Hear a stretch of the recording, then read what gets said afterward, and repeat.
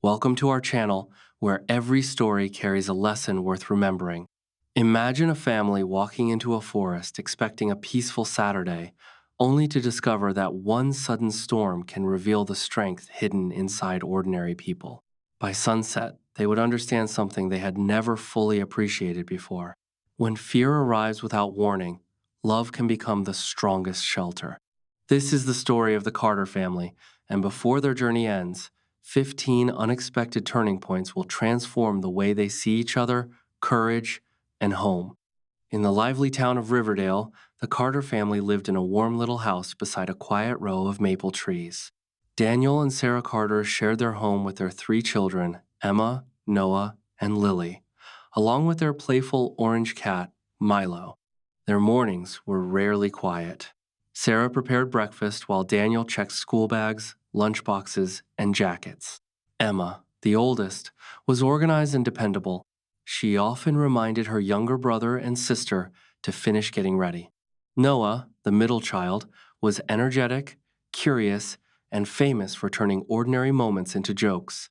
Lily, the youngest, had a bright laugh and endless questions about everything she saw. Their home was not perfect. Sometimes the children argued over small things. Sometimes breakfast became chaotic. Sometimes everyone was tired. Yet beneath the noise was something powerful. They cared deeply about one another. Their weekends were usually simple. They visited the library, walked through the park, explored the local museum, or stayed home for a movie night with homemade popcorn. But one Saturday, Daniel suggested something different. He had discovered a hiking trail called Pine Ridge, a beautiful route that climbed through tall trees before reaching a viewpoint overlooking the valley. The children immediately became excited. Sarah packed sandwiches, apples, cookies, and enough water for everyone. Daniel checked the weather and placed a map inside his backpack.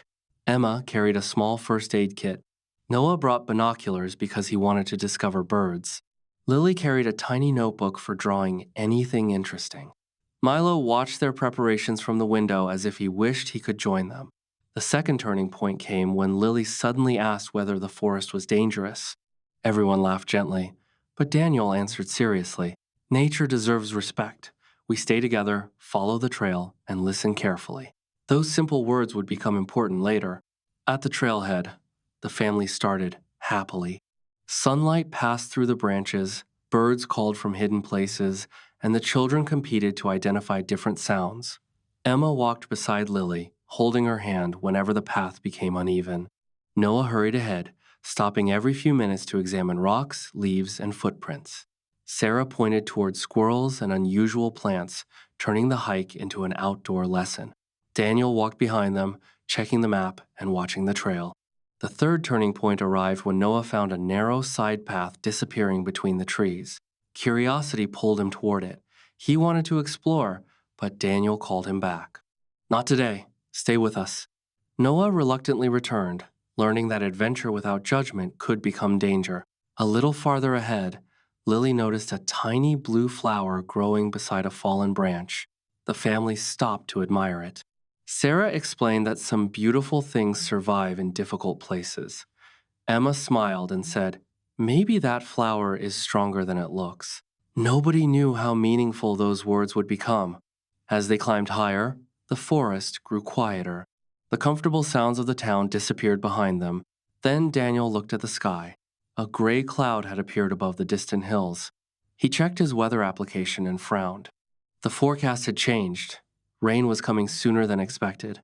The fourth turning point had arrived, and suddenly their peaceful adventure required a difficult decision. Daniel gathered everyone close and explained that they had 2 choices: turn around or continue toward a lower shelter marked on the map. The children looked at him, waiting. Emma wanted to return. Noah wanted to continue. Lily held her notebook tightly. Sarah studied the sky and said, "Whatever we choose together." That sentence changed the mood. For the time that day, nobody argued.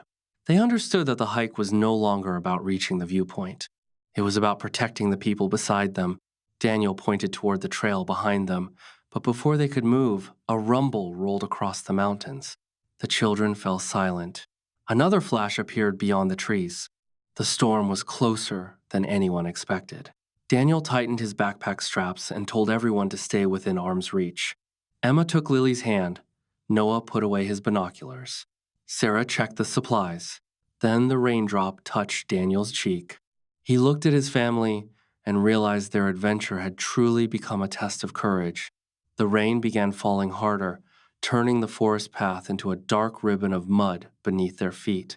Daniel raised his voice above the growing wind and told everyone to stay close.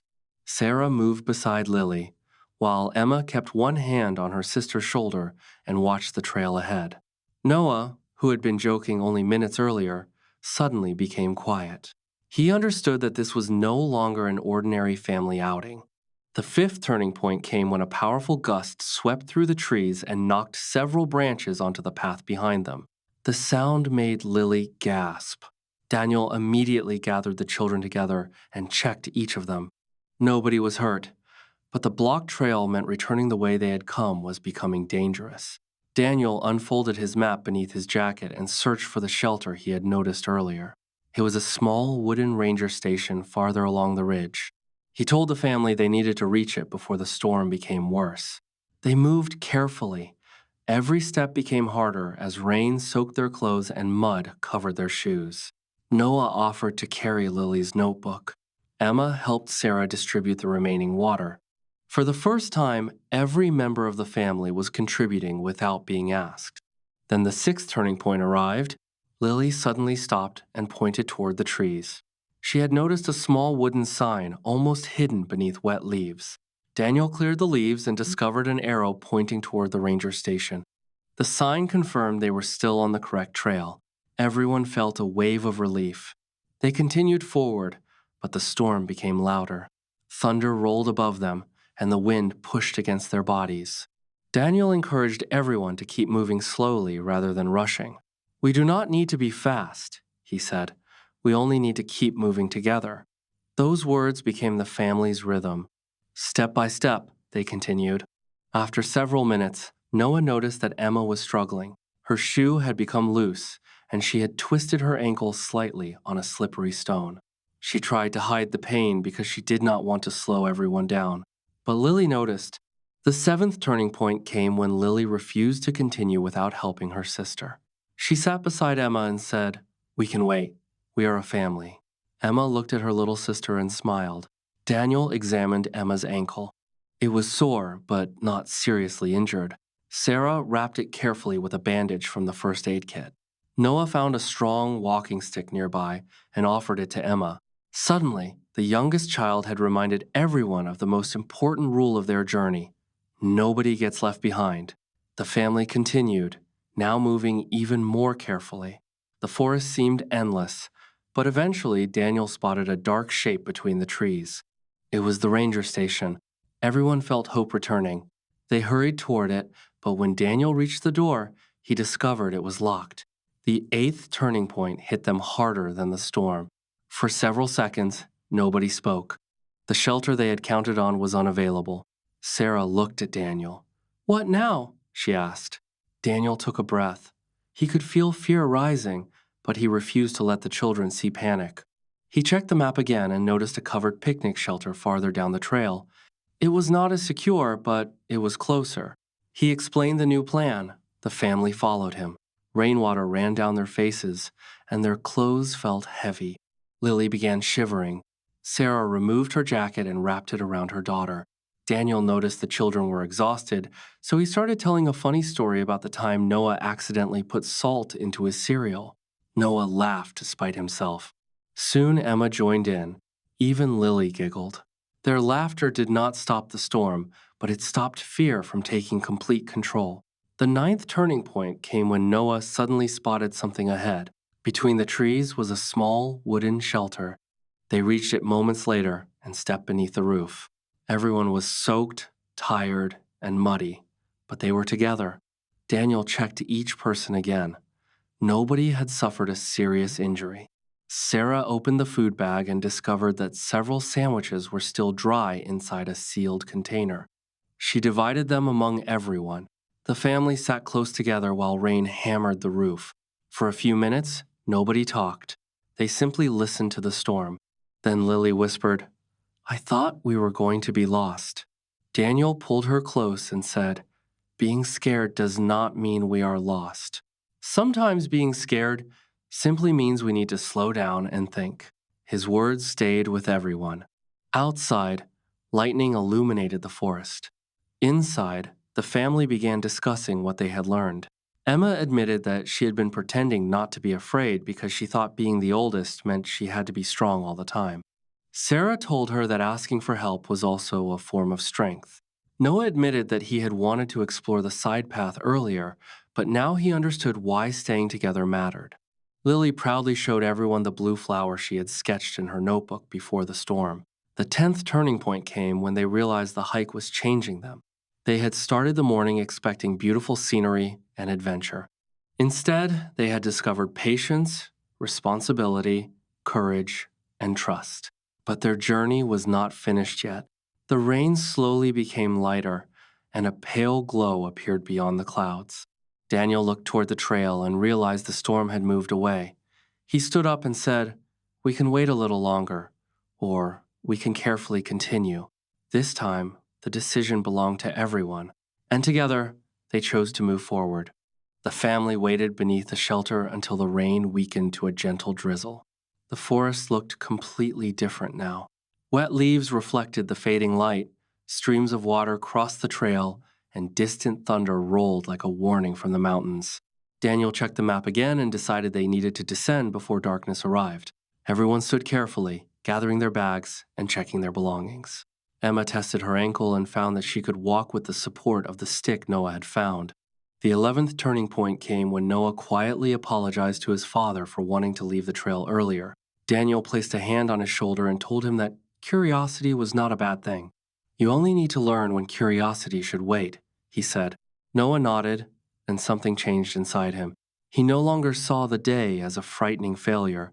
He saw it as a lesson. The family began walking downhill. The path was slippery, so they moved slowly. Daniel went first, checking each step. Sarah stayed beside Lily. Emma followed carefully, and Noah walked behind everyone, watching for loose stones and branches. Nobody complained about the muddy clothes anymore. They had stopped worrying about being uncomfortable and started focusing on getting home safely. After a while, the clouds began separating, and a narrow beam of sunlight appeared through the trees. Lily looked upward and smiled. "The sky is coming back," she said. Her words brought a quiet sense of hope. Then they heard something unexpected. A faint sound came from somewhere beyond the trees. It sounded like running water, but it was stronger than before. Daniel followed the sound and discovered that the storm had created a fast-moving stream across part of the trail. The 12th turning point arrived instantly. Their normal route was blocked by rushing water. They could not simply walk through it. Daniel searched for another crossing while Sarah studied the map. Emma noticed a group of large stones farther upstream. They appeared to form a possible crossing, but several were wet and unstable. Daniel examined them carefully and decided they could cross one at a time. He went first, testing each stone. Then he helped Lily across while Sarah stayed close behind. Noah waited patiently until Daniel signaled him. Emma crossed last, using her walking stick for balance. When everyone reached the other side, they looked back at the water and realized how easily panic could have caused someone to make a dangerous choice. They had succeeded because they had slowed down, communicated, and trusted one another. The lesson was becoming clearer with every step. A little farther downhill, the family reached a clearing. The storm had knocked branches across the ground, but the path was visible again. Suddenly, Daniel noticed something missing. His backpack felt lighter. He opened it and realized the map was gone. He searched every pocket. Nothing. The 13th turning point seemed almost unbelievable. The map that had guided them all day had disappeared. For a moment, everyone became silent. Daniel remembered holding it near the shelter, but he could not remember putting it away. Sarah suggested retracing their steps, but darkness was approaching. Emma looked at the trail and said, "We know the direction now. We can use the signs." Daniel considered her words. Earlier that morning, he had believed the map was what kept them safe. Now he realized the map was only a tool. The real safety came from awareness, teamwork, and good decisions. He trusted Emma's observation and decided to continue downhill. They followed the trail markers carefully. Noah searched for familiar landmarks, while Lily checked her notebook drawings against the landscape. After several minutes, Lily suddenly pointed toward a familiar rock formation. "We saw that before the storm," she cried. Everyone felt relieved. They were close to the trailhead. Then, through the trees, they saw the parking area. Their car was still waiting exactly where they had left it. The children began cheering.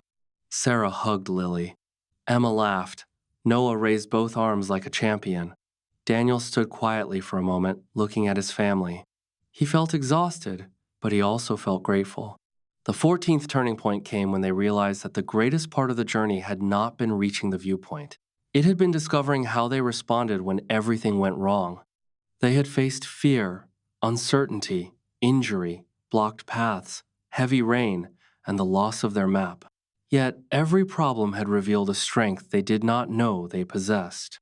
They loaded their bags into the car, but before anyone climbed inside, Daniel asked the family to stand together for one final moment. He looked at Emma and thanked her for protecting Lily. He thanked Noah for helping Emma. He thanked Lily for reminding everyone not to leave anyone behind. Sarah smiled and said, "And we all learned something about ourselves." The family finally climbed into the car. As they drove home, the children talked excitedly about the day. Noah joked that his shoes now contained enough mud to grow a garden. Everyone laughed. The frightening afternoon already felt like a powerful memory, but Daniel knew there was one final lesson waiting at home. When they arrived, the rain had completely stopped. A soft sunset appeared between the clouds, painting the wet streets with golden light. Milo ran to the door to greet them, circling their legs as if he had been waiting all day. Lily picked him up and whispered, "We came back." The family entered their warm house, changed into dry clothes, and gathered around the kitchen table. Sarah prepared hot drinks while Daniel placed the empty food containers beside the sink. Nobody was talking about the beautiful viewpoint anymore. They were talking about courage. They were talking about trust. They were talking about how fear had changed them. Then, Emma looked at her parents and said something that made everyone quiet. "Maybe the storm was not the worst part of our day. Maybe it was the reason we learned how strong we are." Daniel smiled. He knew she was right. The 15th turning point had finally arrived, not in the forest, but at home. The family understood that difficult moments do not always come to destroy a peaceful life. Sometimes they reveal the love, patience, and courage that were already there, waiting for the moment they were needed. The next morning, the Carter family woke up to sunlight and a different feeling. The house was quiet, but the memories of yesterday seemed to fill every room. Emma placed her muddy walking stick beside the door. Noah spread his wet hiking shoes outside, and Lily opened her notebook to the page containing the little blue flower. Daniel looked at the drawing and smiled. The flower had become more than a picture. It reminded them that beautiful things could survive difficult conditions. Sarah suggested that they make breakfast together instead of following their usual routine. Everyone agreed. They laughed while preparing pancakes, and even Milo tried to steal a piece from the table. Yet beneath the laughter, each family member was thinking about the same question. What had the storm really taught them? Daniel finally said that he believed the most important lesson was not about surviving bad weather. It was about staying connected when circumstances became difficult. Emma agreed. She said she had always thought being responsible meant solving every problem herself, but yesterday taught her that strong people also know when to ask for help. Noah admitted that he had learned to slow down. His curiosity had always pushed him forward, but now he understood that courage was not the same as rushing into danger. Lily simply said she had learned that nobody should be left alone when they are frightened. Her simple words touched everyone. Sarah looked at the children and realized that the adventure had changed them in ways a normal weekend never could. Later that afternoon, Daniel took out a fresh sheet of paper and drew a trail. He marked the 15 moments that had changed their journey. The decision to respect nature. Noah returning from the side path, Lily noticing the flower, the changing weather, the blocked trail, the hidden sign, Emma's injured ankle, the locked shelter, the discovery of the second shelter, their honest conversation, Noah's apology, the flooded crossing, the missing map, their return to the trailhead, and finally the lesson they carried home. He did not write the moments as failures. He wrote them as reminders. Every difficult point had revealed something valuable. Days passed, and ordinary life returned. School mornings became noisy again. Work filled Daniel and Sarah's schedules. Yet, something had changed. They listened to one another more carefully. When someone struggled, the others noticed. When a disagreement appeared, they remembered the storm and tried to solve the problem together. One evening, Emma came home upset after receiving a disappointing grade. She wanted to hide in her room, but then she remembered the forest. She told her parents what had happened. Instead of criticizing her, Daniel helped her understand the mistake, and Sarah reminded her that one difficult result did not define her future. Emma smiled and said, "Just like one storm did not define our hike." Daniel nodded proudly. Another week, Noah became frustrated while learning something difficult at school. He almost gave up, but Lily reminded him, "Slow down and keep moving." Everyone laughed because those words sounded exactly like their father's advice during the storm. Their experience had become part of their family language. Months later, the family returned to Pine Ridge on a clear spring morning. The forest looked peaceful again. The stream was calm, birds filled the branches with music, and sunlight moved across the trail. They reached the place where the storm had frightened them. Nobody felt the same fear. They continued toward the viewpoint and reached it safely. From the cliff, the valley stretched beneath them like a giant green painting.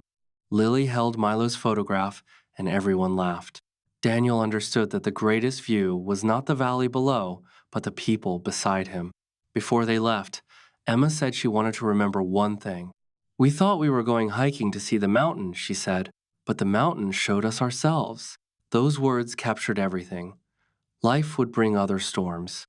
Some would arrive as unexpected problems, disappointments, failures, or fears. They would not always have a map or shelter.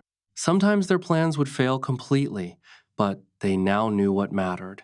Stay together, think clearly, ask for help, keep moving. Do not confuse fear with defeat. And never underestimate the strength created when people care for one another. As the family walked back toward home, Daniel looked at the sunlight shining through the trees and felt grateful for the storm they had once wished would disappear. It had interrupted their day, but it had also given them something priceless. It had shown them that courage is not the absence of fear. Courage is taking the next step while fear is still present. And sometimes, the hardest journey becomes the story that brings a family closer than ever.